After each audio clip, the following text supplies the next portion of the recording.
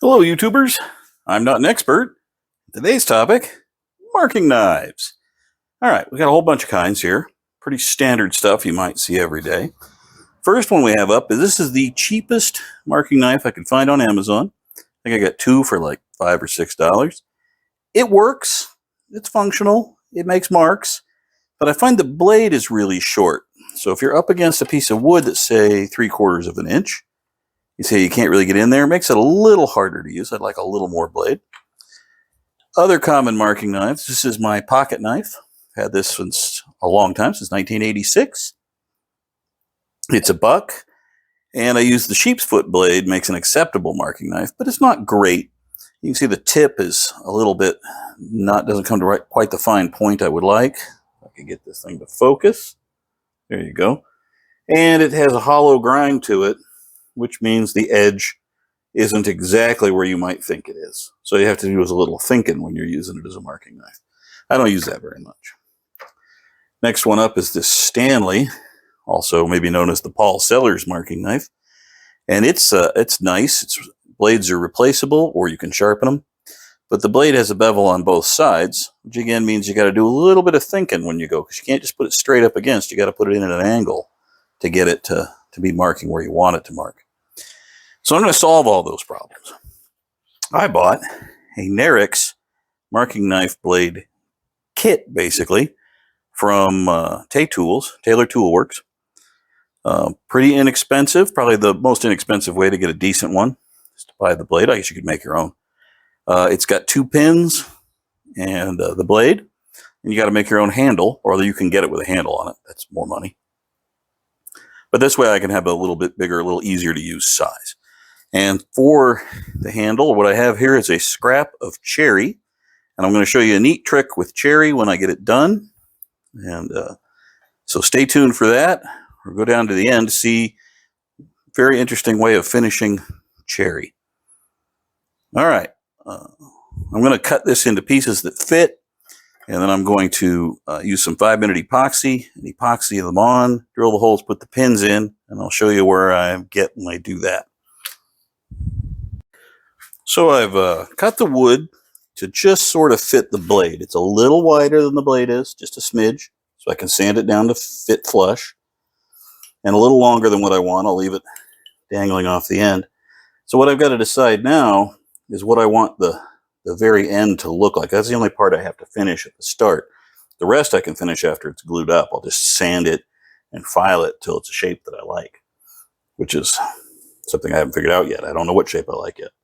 So I'm going to grab a file and just round that down and maybe round the end over so it'll look a bit like, what I'll do is see what I'm doing? I'll put an arc on it here like that, and then just round it over and make it nice. I'll just do that with some files. What I've done is I found something round. It's about the right size. And I'm going to trace that on the end of the board. So I just put that screw on there, traced around it with my pencil, made a nice mark. Then I'm actually just going to clamp these two together, put them in my vise, which you can't see because I'm not aimed right. I'm going to put them in my vise, and I'm going to get the files out and work on them. I'll put them on the screen there. Use it.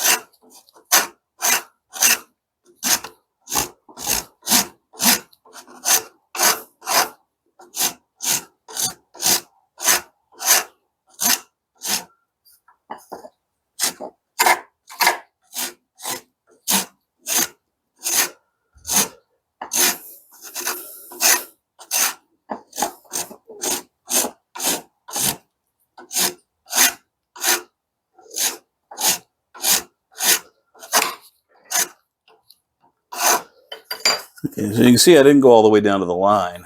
I'm just kind of using it as a guideline to get these, fairly rounded.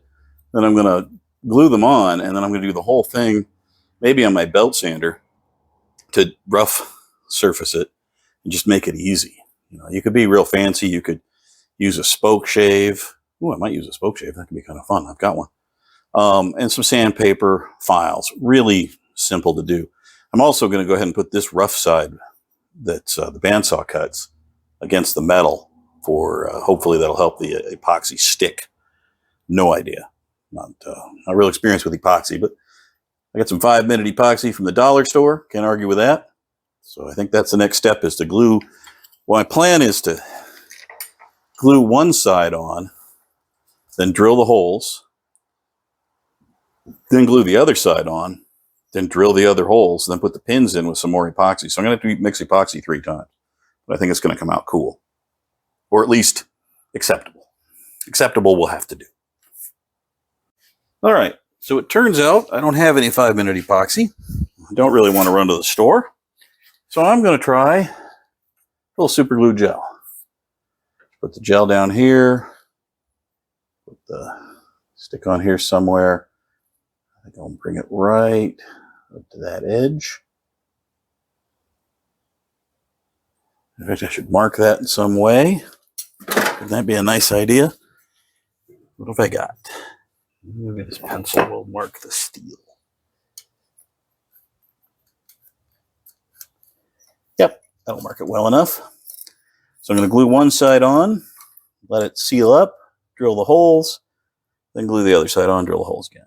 Okay, so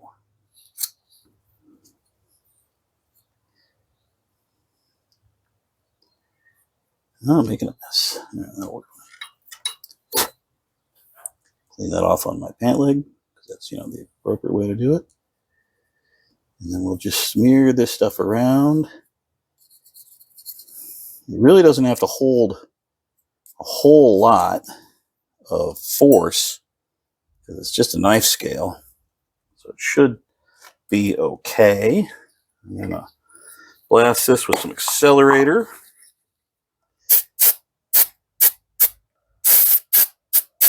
Get that everywhere but on the knife. Try and get it down straight. All that super glue. Make a mess getting out of there. Take a scrap piece and scrape it off. All right, now re-aim this a little better. Aim is always terrible. Okay, I'm going to clamp that here. I'm going to drill a hole.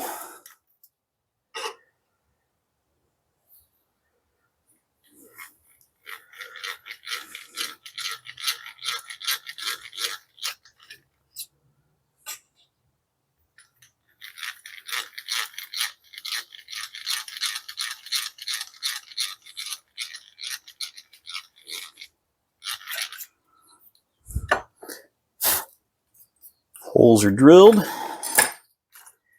Transfer that marker onto the front with the old eyeball. Somewhere around there, where I want that one. Oh, now the thing came open. Aim this a little better. There you go. You're all.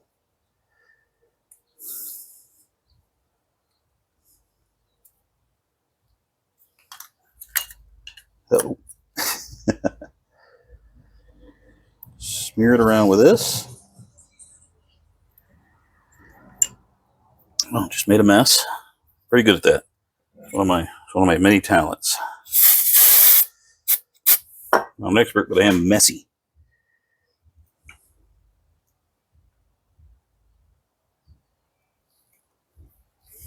So I'll scrape that out of there later.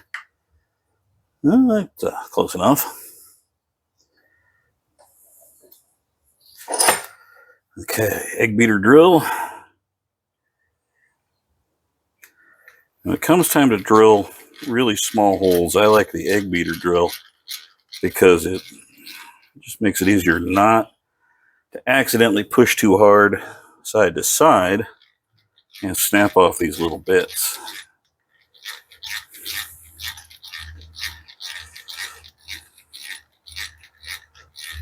There we go.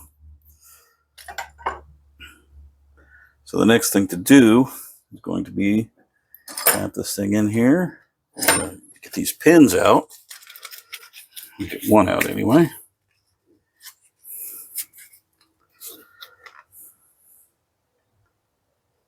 And they're going to have to get driven in there. To be honest with you, I made those holes in the wood pretty snug.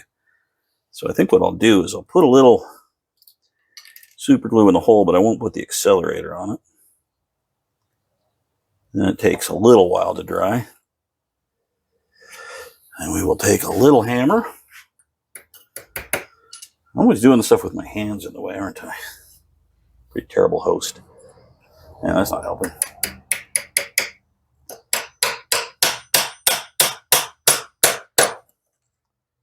That's all the way through. Starting to bend. All right. See if I can move the camera, move myself so I can show you what I'm doing. And then in editing, we'll make it look as much less clumsy as possible.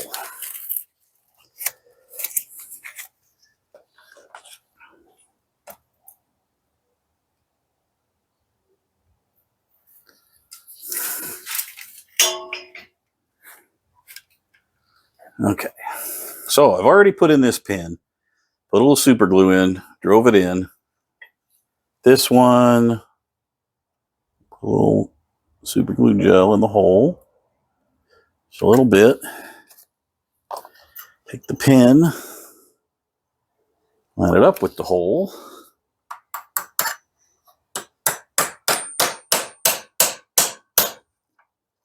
Tap it so it's all the way set.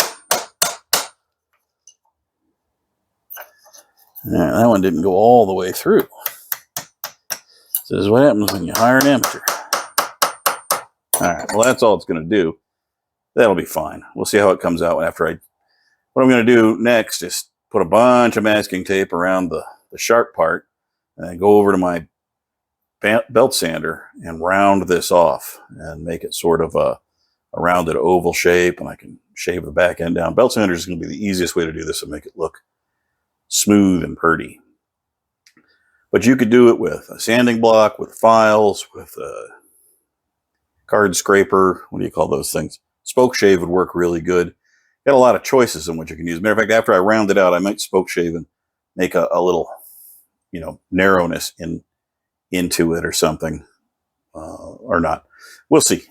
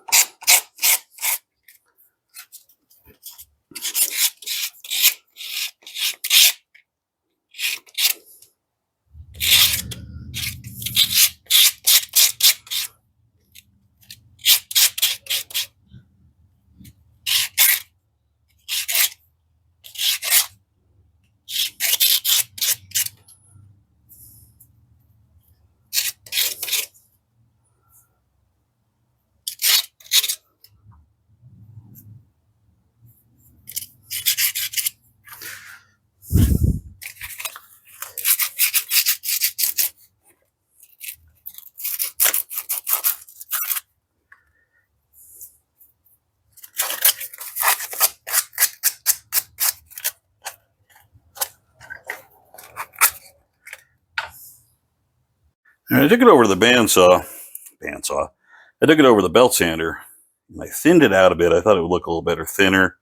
I had a little trouble. It's not really very evenly rounded. Artistry is not my thing. I'm going to sand it up some more, then we'll get to it.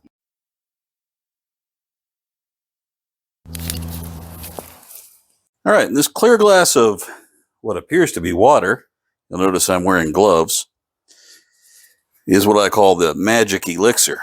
So we have cherry. We're going to dip it in. Just let it get wet. And notice the color. Let's just watch it for a few minutes. Can you tell what's happening? See how it's darkening as we sit here and watch it? Does anybody know what that is? What magic elixir and why I'm wearing gloves and eye protection? Okay. See how it got dark? It's getting darker. I can dip it in here again. It probably won't make any difference to dip it a second time. Okay.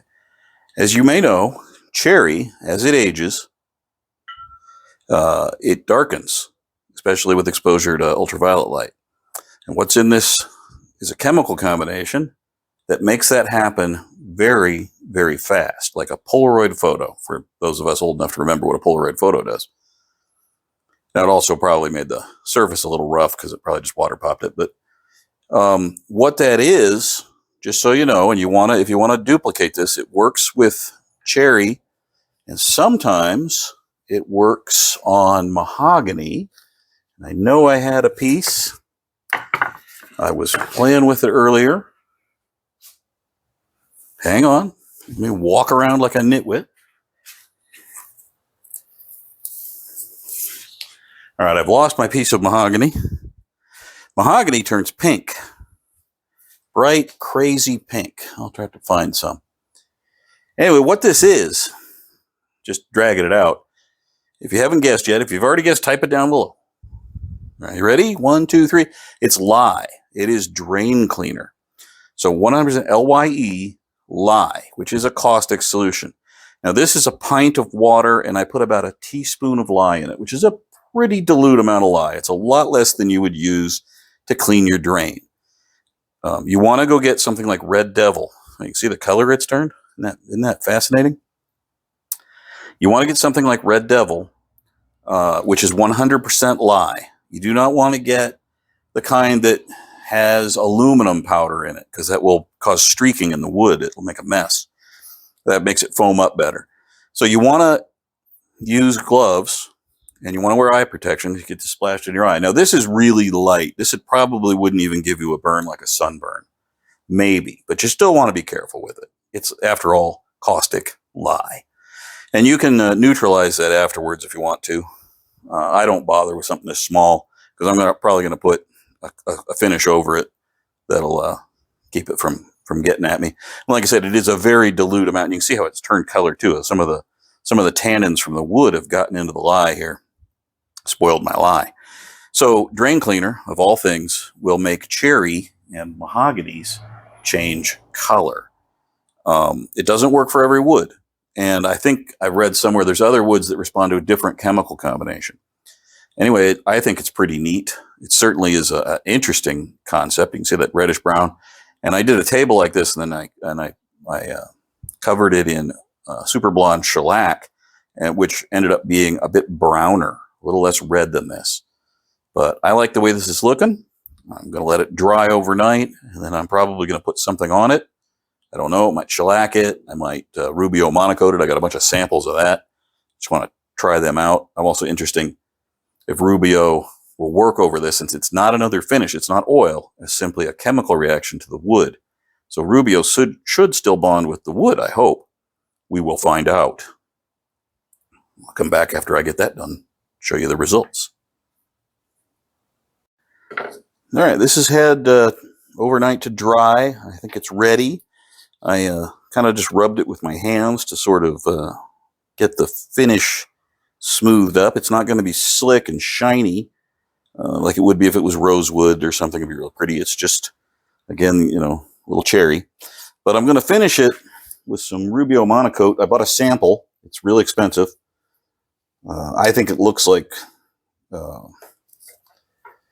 think once you put it on, it looks a lot like oiled linseed oil, to be honest with you.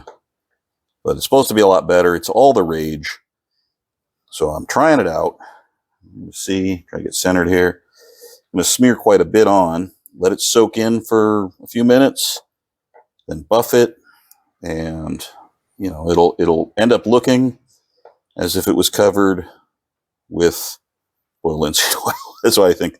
That's what I think the results are going to be. It's supposed to be more protective than it's supposed to last a really long time and not need any maintenance and all of these magical claims. I don't know. Is it true? Is it not? Have you used Rubio? I'd love to hear your opinions. From some regular folks. It certainly is pricey, but pricey when it comes to finishes.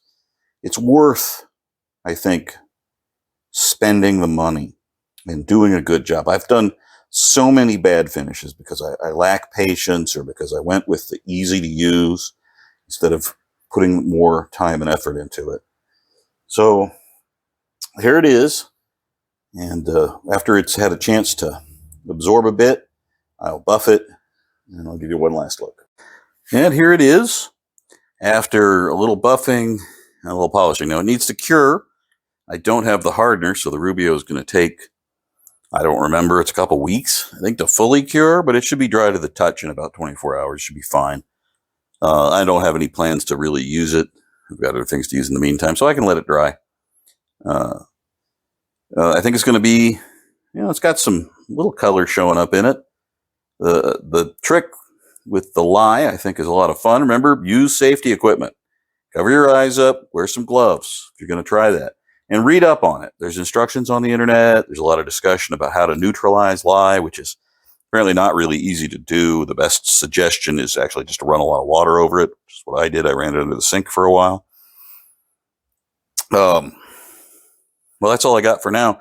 If you've used Rubio and I don't know, you got any comments, I'd love to hear them. Also, I'd like to say thanks to the folks who've clicked subscribe. That's really encouraging. It's a lot of fun for me. This is just something I'm doing, to entertain myself kind of, and hopefully entertain you or, share some ideas. So thank you very much, and we'll catch you later.